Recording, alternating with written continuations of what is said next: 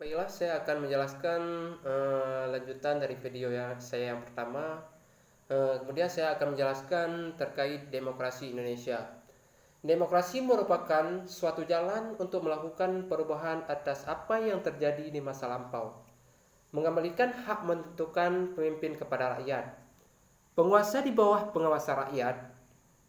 Dalam sejarah ketatanegaraan Republik Indonesia yang telah lebih dari setengah abad, perkembangan demokrasi mengalami fluktuasi atau yang disebut pasang surut.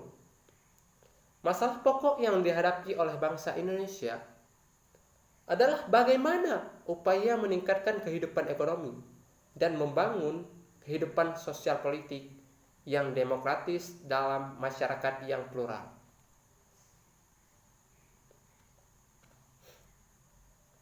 Pelaksanaan demokrasi pada masa Orde Lama. Masa demokrasi liberal yang parlementer, presiden sebagai lambang atau berkedudukan sebagai kepala negara, bukan sebagai kepala eksekutif. Masa demokrasi ini, peranan parlemen, akuntabilitas politik sangat tinggi, berkembangnya partai-partai politik. Masa demokrasi terpimpin pada tahun 1959 sampai 1966. Pengertian demokrasi terpimpin menurut TAP MPR nomor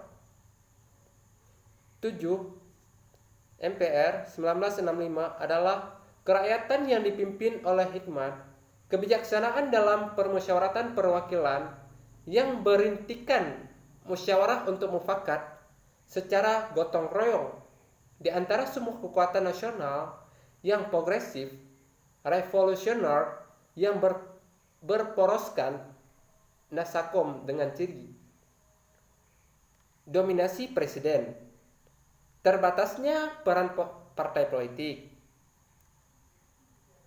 Adapun penyimpangan masa demokrasi terpimpin antara lain: pertama, mengaburnya sistem kepartaian.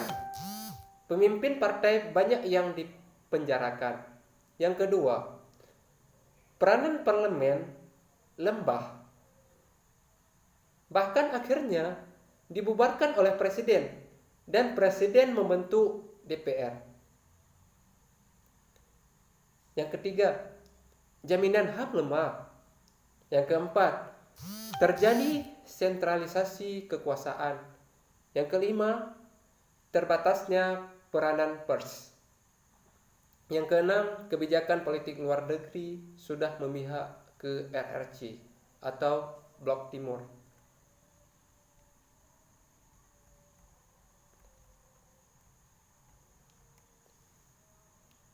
Kemudian saya akan menjelaskan terkait sebab jatuhnya Orde Baru. Yang pertama, jatuhnya Orde Baru disebabkan oleh hancurnya ekonomi nasional atau krisis ekonomi. Yang kedua, terjadinya krisis politik. Yang ketiga, TNI juga tidak bersedia menjadi alat kekuasaan Orde. Yang keempat, gelombang demokrasi yang menghambat menuntut Presiden Soeharto untuk turun jadi presiden. Yang kelima, pelaksanaan demokrasi pada reformasi 1998 sampai sekarang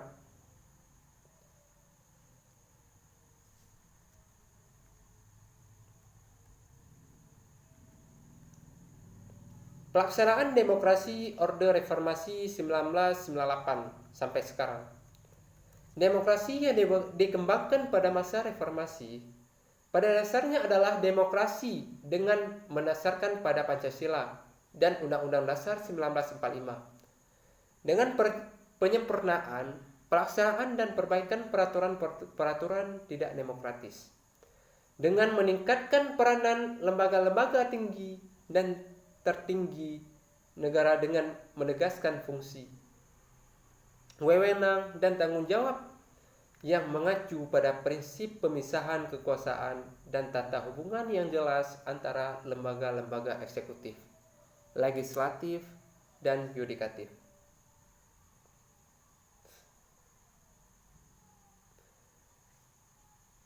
Demokrasi berdasarkan penyaluran kehendak rakyat. Demokrasi langsung merupakan sistem demokrasi yang mengikutsertakan seluruh rakyat dalam pengambilan keputusan negara. Demokrasi tidak langsung merupakan sistem demokrasi yang digunakan untuk menyalurkan keinginan dari rakyat melalui perwakilan parlemen.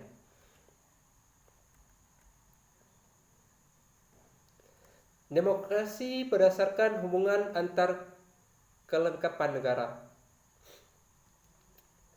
Demokrasi perwakilan dengan sistem referendum merupakan sistem demokrasi yang dimana rakyat memiliki perwakilan untuk menjabat di parlemen, namun tetap dikontrol oleh referendum.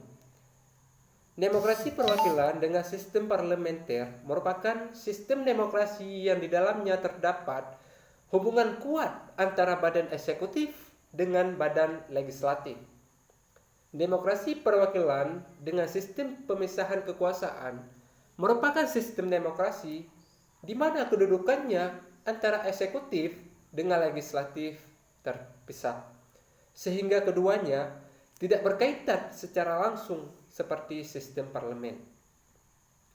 Baiklah, saya akan menjelaskan terkait asas demokrasi. Adapun asas-asas yang menjadi dasar dalam pelaksanaan asas-asas demokrasi Pancasila adalah sebagai berikut.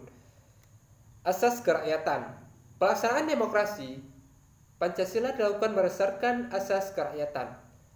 Asas kerakyatan ini mempunyai makna bahwa proses demokrasi dilakukan oleh rakyat dan untuk rakyat. Jadi demokrasi Pancasila dilakukan semata-mata untuk kepentingan seluruh rakyat Indonesia, bukan untuk kepentingan golongan atau kelompok tertentu.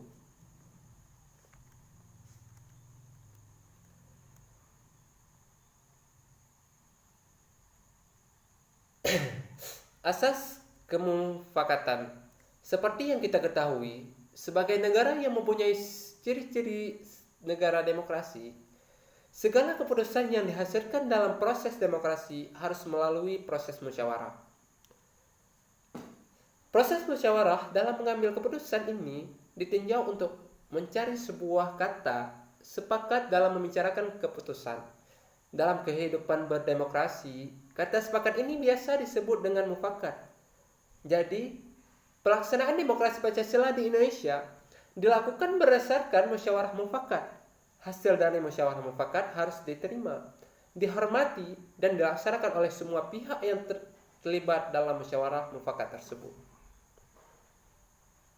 Asas kedaulatan rakyat.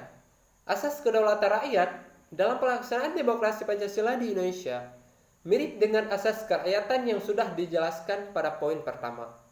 Perbedaannya adalah asas kedaulatan rakyat ini menjunjung tinggi penuh kekuasaan rakyat terhadap jalannya proses demokrasi. Asas kedaulatan rakyat meyakini bahwa kekuasaan tertinggi dalam sistem pemerintahan presidensial dan parlementer bahwa adanya di tangan rakyat. Maka dari itu, pelaksanaan demokrasi Pancasila didasarkan pada kehendak rakyat dan mempertimbangkan kepentingan rakyat. Atas kedaulatan rakyat juga terdapat pada prinsip-prinsip demokrasi Pancasila yang menekankan hal yang sama. Asas kekeluargaan.